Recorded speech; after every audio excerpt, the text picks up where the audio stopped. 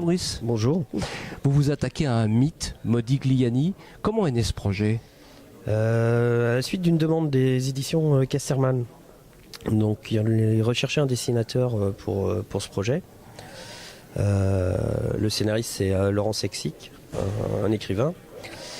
Et moi j'étais venu avec d'autres projets sous le bras aux éditions Casterman. Et ils m'ont recontacté pour ce projet de Modigliani. Et donc à l'origine c'est une pièce de théâtre écrite par Laurent Sexic. Et donc j'ai lu la pièce et puis j'ai donné mon accord pour l'adapter.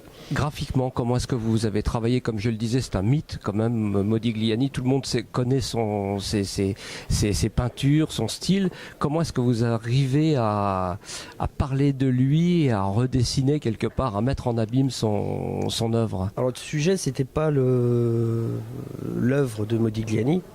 Parce qu'il suffit d'aller dans un musée et puis d'ouvrir un bouquin d'art. On s'attachait plus à la vie du personnage, à son caractère et à sa façon d'être. Ce qui a été compliqué, c'est de le représenter physiquement, parce qu'il y avait très peu de photos de lui. Ah ouais. J'ai entre 10 et 15 photos qui existent de lui. Et le souci, c'est que c'est des photos à différentes périodes de sa vie et son état, en quelque sorte, se dégrade. Change, bien sûr. Change. Et donc, c'était assez compliqué de le représenter.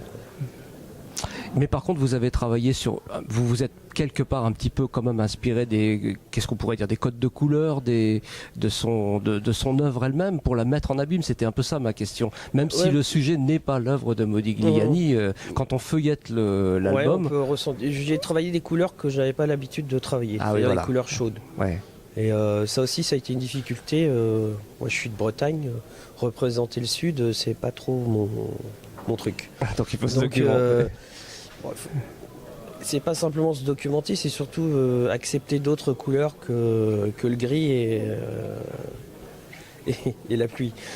C'est un one-shot, j'imagine. Évidemment, Modigliani, on va pas parler deux fois de sa vie, mais est-ce qu'il y a d'autres peintres ou d'autres personnalités qui vont suivre dans cette même optique? Non, c'est-à-dire qu'il y a un autre projet avec Laurent Sexic. On aimerait bien travailler sur Charlie Chaplin.